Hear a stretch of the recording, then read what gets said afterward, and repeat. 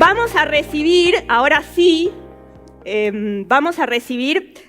al primer speaker, al primer orador de la mañana, que es Nicolás Tambucho. Se los voy a presentar.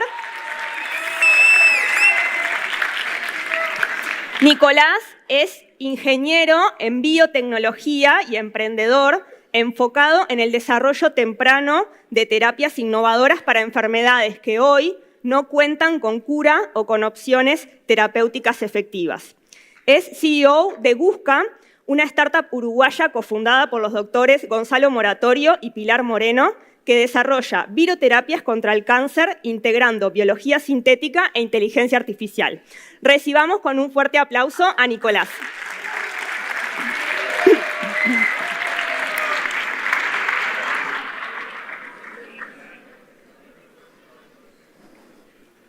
A los 16, 17 años, muchos empiezan a hacerte las mismas preguntas.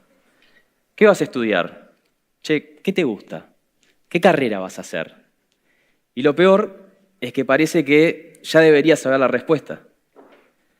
Pero si muchos de ustedes son como yo a esa edad, probablemente no la tenés tan clara. Pero había algo que yo sí sabía. No quería hacer algo porque sí.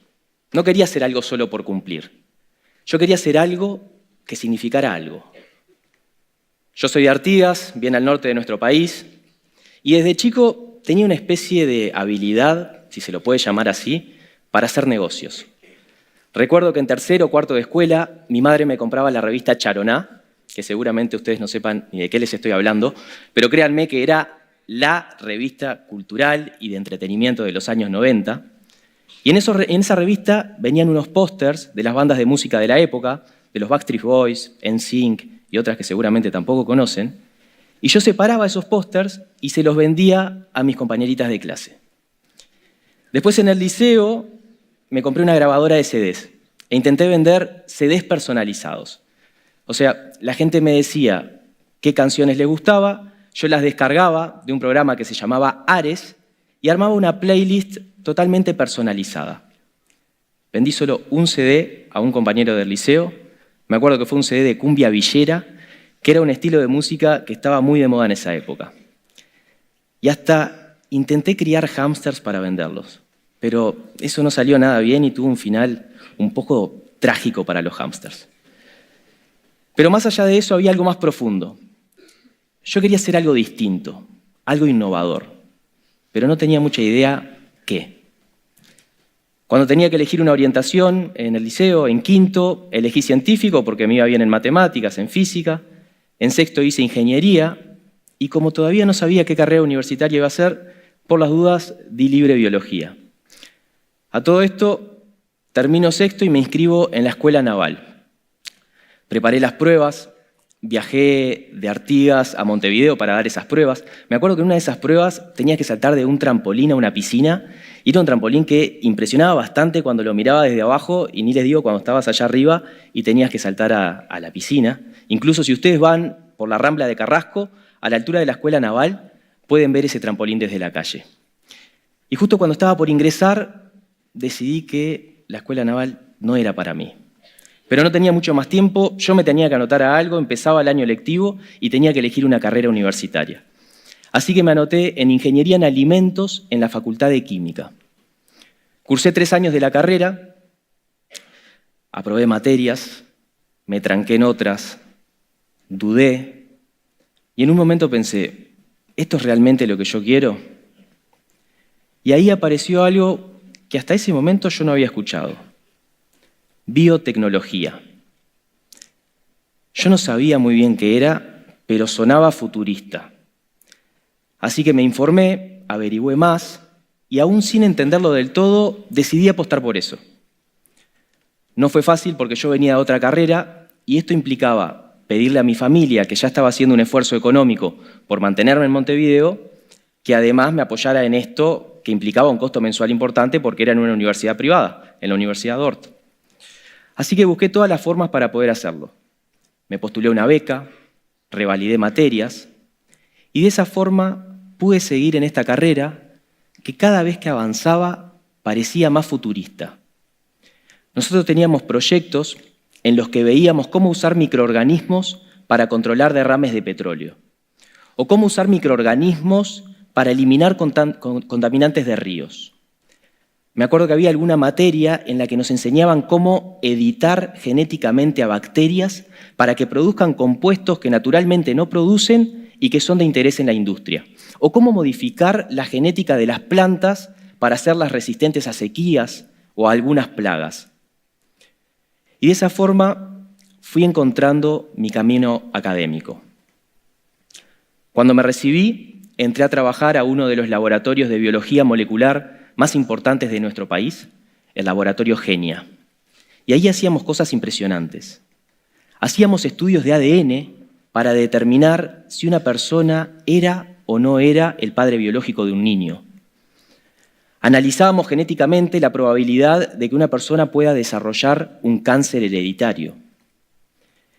E incluso había algunos casos tipo película o serie de detectives en los que teníamos que determinar si un sospechoso de un crimen era o no era culpable mediante el análisis de muestras y manchas de sangre. Pero había un problema. A mí me encantaba lo que hacía el laboratorio, pero no me gustaba lo que yo hacía en el laboratorio. Así que le pedí una reunión a mis jefes y les planteé hacer algo totalmente distinto, por más de que yo sabía que me podían decir que no porque me necesitaban donde yo ya estaba. Pero por suerte, esa no fue la respuesta y pasé al área comercial, a lo que creo que desde chiquito me gustaba hacer. Ahora yo estaba encargado de tratar de convencer a médicos, a pacientes, a hospitales, de que los estudios genéticos que nosotros hacíamos en el laboratorio podían ayudar a mejorar el diagnóstico y el tratamiento de muchas personas que padecían o podían padecer alguna enfermedad. Empecé a salir más del laboratorio, a veces me tocaba viajar a otros países. Había encontrado que realmente disfrutaba hacer. Y justo cuando estaba, se puede decir que cómodo en lo que hacía, apareció una nueva oportunidad. Irme como CEO de una startup biotecnológica que estaba arrancando en Argentina y que buscaba desarrollar una nueva molécula para enfermedades complejas, para enfermedades sin cura, sin tratamientos efectivos. Eso implicaba mudarme a una ciudad muy chica, bastante aislada, en el interior de Argentina, rodeada de campo, por al menos 2 años. Para serles sincero, yo no tenía muy claro ni lo que era una startup. Pero lo que sí me habían dicho era que en este tipo de empresas biotecnológicas, si los resultados de los experimentos no son los que vos esperás, capaz que de un momento a otro la empresa tiene que cerrar. Y además, el salario que me iban a pagar era menos de lo que yo ganaba en mi trabajo actual. Entonces, ¿por qué iba a cambiar algo en lo que estaba cómodo, ganando bien, por algo que me iba a pagar menos y que capaz que dentro de un año me dejaba sin trabajo? Y la respuesta fue una palabra que creo que siempre estuvo ahí, pero hasta ese momento no había podido definir. Propósito. Yo iba a estar liderando una empresa que buscaba desarrollar tratamientos para enfermedades sin cura. Y eso para mí valía la pena cualquier riesgo.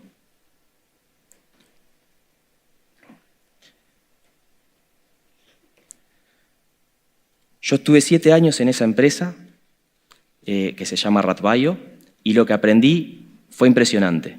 Y en todos esos años también vi cómo otras startups biotecnológicas empezaron a surgir acá en Uruguay, a desarrollar cosas que parecería increíbles que se estén haciendo desde nuestro país. Hoy estoy en una startup distinta que se llama Gusca, y lo que hacemos, si me lo contaban hace algunos años, les diría que parece ciencia ficción. Basados en lo que se conoce como biología sintética, nosotros modificamos virus para combatir el cáncer. ¿Y si un virus, en vez de enfermarnos, pudiera ser clave para curar el cáncer? Eso es lo que está creando Gusca, la startup fundada por Gonzalo Moratorio y Pilar Moreno. Nació de la ciencia, pero también de un impulso personal que transformó el dolor en motor. Cada año el cáncer se lleva a más de 10 millones de vidas. Los tratamientos actuales ayudan, pero muchas veces no alcanzan y pueden ser tan agresivos como la propia enfermedad. Gusca trabaja con virus preparados para atacar los tumores y al mismo tiempo despertar las defensas del cuerpo. Ya lograron buenos resultados en cáncer de pulmón y de páncreas. y ahora investigan en terapias para tumores cerebrales. Desde Uruguay, Gusca convierte la ciencia en esperanza. Terapias con mayor precisión y menos daño para familias y pacientes en todo el mundo. Yo entré a Gusca hace un poco más de un año, cuando sus cofundadores, que son dos de los científicos más importantes que tiene nuestro país, la doctora Pilar Moreno y el doctor Gonzalo Moratorio, me invitan a sumarme como CEO de su empresa. Pero a las pocas semanas de haber entrado, pasó algo que nos cambió completamente. Uno de nuestros fundadores, uno de los científicos más brillantes que tiene Uruguay, fue diagnosticado de un tumor cerebral, un glioblastoma, un cáncer extremadamente agresivo y que actualmente no tiene cura. Y en ese momento todo dejó de ser teórico. Ahora ya no es solo desarrollar una tecnología. Nosotros estamos construyendo algo para ayudar a alguien que está a nuestro lado, para ayudar a un amigo, alguien que está al día de hoy codo a codo con nosotros, trabajando para buscar una solución. Y ahí es cuando te das cuenta y ves el propósito más cerca que nunca. Y si hay algo que me gustaría que se lleven hoy, no es que elijan bien una carrera, es que se animen a buscar algo que realmente les importe. ¿Van a dudar? Sí. ¿Van a cambiar? Tal vez. ¿Van a equivocarse? Seguramente. Pero si en algún momento encuentran algo que realmente les importe, algo que los mueve, algo que tenga sentido para ustedes, vayan por ahí. Porque al final del camino, eso es lo único que hace que todo valga la pena. Muchas gracias. Gracias. Un regalito de la casa seria. Vamos para acá. Bueno, ¿cómo estás? Bien. Contento de ver esta sala llena. Sí, Nicolás, has estado en muchos escenarios últimamente presentando el emprendimiento, pero ninguno como este, me imagino. Ninguno como este, seguro. Bien. Bueno, chiquilines, supongo yo ya practiqué, todos practicamos para no emocionarnos, pero la verdad que estamos muy emocionados del trabajo que llevan adelante Nicolás, y bueno, estamos muy agradecidos también con ustedes por el trabajo que hacen. Tenemos unos micrófonos corriendo, seguro tienen muchas preguntas para hacerle a Nicolás, así que les pedimos que vayan levantando la mano y les vamos a ir dando el micrófono y la palabra.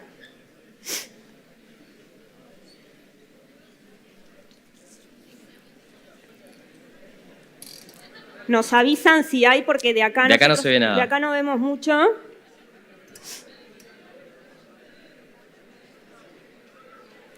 Aprovechen que lo tienen acá, ¿eh? Allá levantaron la mano. Allá vemos. ¿Hay micrófonos? ¿Sí? Bueno, les pedimos mantener el silencio, así escuchamos la pregunta.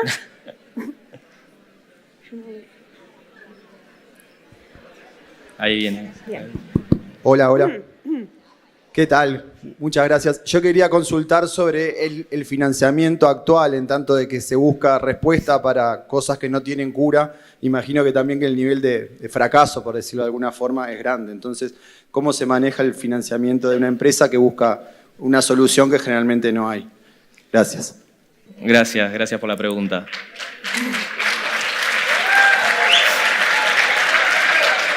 Y por animarse también. Este tipo de desarrollos son muy intensivos en capital, son desarrollos farmacéuticos tempranos, son de los tipos de desarrollo que creo que más inyección de capital necesitan en etapas tempranas, en la mitad y en etapas más avanzadas. Entonces, lo que tenés que buscar son inversores que se comprometan en estadios tempranos, que a los primeros que convencés seguramente es a los que tenés localmente acá en Uruguay, que fueron los que apostaron en primer lugar por nosotros, que es Laplace Company Builder, que es el Company Builder del Instituto Pasteur de Montevideo, porque este proyecto, esta startup, es una spin-off de un laboratorio académico del Instituto Pasteur que venía trabajando durante muchísimos años, desarrollando la tecnología y en un momento decide formar una startup. Esos son los primeros inversores. Después tenés el apoyo de agencias gubernamentales como la Agencia Nacional de Investigación e Innovación, la ANI, que a lo largo de todo el transcurso de la compañía te da financiamiento. Y después llega un punto en el que tenés que salir afuera a buscar financiamiento, a buscar a otros que te apoyen, y ahí te toca buscar varios millones de dólares para poder avanzar. Justamente nosotros en los próximos meses vamos a estar en esa etapa y tenemos que salir a buscar algunos millones de dólares para llegar hasta las primeras pruebas en humanos, que ahí es hasta donde nosotros quisiéramos llegar. Después ya vienen estadios en los que necesitas cientos de millones de dólares y ahí son las compañías farmacéuticas las que te ayudan y en colaboración o adquisiciones siguen los desarrollos hasta que siguen a una etapa comercial, a la venta. Gracias.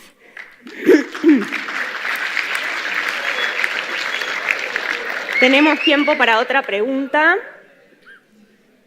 Acá veo una mano. Bien. Hola, hola. Buen día, primero que nada. Te quería hacer una consulta sobre la hora de exportar la tecnología hacia otros mercados, por ejemplo, que no sean dentro de Uruguay, dentro del núcleo en el que ustedes trabajan. ¿Tienen algún aliado estratégico en algún país, alguien que los apoye, digamos, más allá de los inversores? ¿Algún lado que sepan que, por ejemplo, a la hora de exportar la tecnología con la que trabajan, tengan apoyo? Está buenísima la pregunta. Y este tipo de startups nacen con una concepción global. Vos no podés pensar en Uruguay como tu mercado ni la región, sino que vos pensás en el mundo como tu mercado. Y lo que haces no es exportar, sino que es parecido, licenciás esa tecnología a futuro, justamente cuando hablaba de las farmacéuticas, pero para llegar a eso, lo ideal es que en etapas más tempranas puedas convencer a otros inversores estratégicos de Estados Unidos, de Europa, que ya tienen esas redes con las farmacéuticas para que después te ayuden en esa etapa de licenciamiento. Y si lográs que en una etapa temprana alguna farmacéutica empiece a mirarte, eso es lo mejor de lo mejor, pero es lo más difícil de conseguir también. Gracias. Bueno, gracias por la pregunta. ¿Tenemos otra ahí abajo? ¿Tenemos tiempo para una más? ¿Sí? Hola, buenas. Buenas. Teniendo en cuenta la gran inversión que es el desarrollo del tratamiento, ¿qué tan accesible puede ser para el paciente una vez que salga? Entiendo tu pregunta. Este tipo de tratamientos, cuando llegan a etapas comerciales, son seguramente los que se conocen de alto costo. Son tratamientos que necesitan el apoyo de gobiernos, por ejemplo, para poder ser financiados. Son tratamientos caros porque implican inversiones muy altas y porque seguramente para las farmacéuticas de muchísimos miles de medicamentos que ellos intentan llevar a los pacientes, la mayoría no llegan.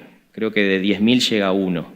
Entonces, y en todos esos 10.000 invierten millones, cientos de millones de dólares. Entonces, para que llegue a tratamiento a los pacientes, esto tiene que tener el apoyo de los gobiernos y, bueno, y hacer el mayor esfuerzo para que pueda estar disponible para todos los que lo necesitan.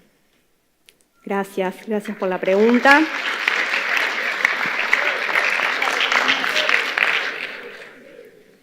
Bueno, despedimos sí, a Nicolás con otro aplauso.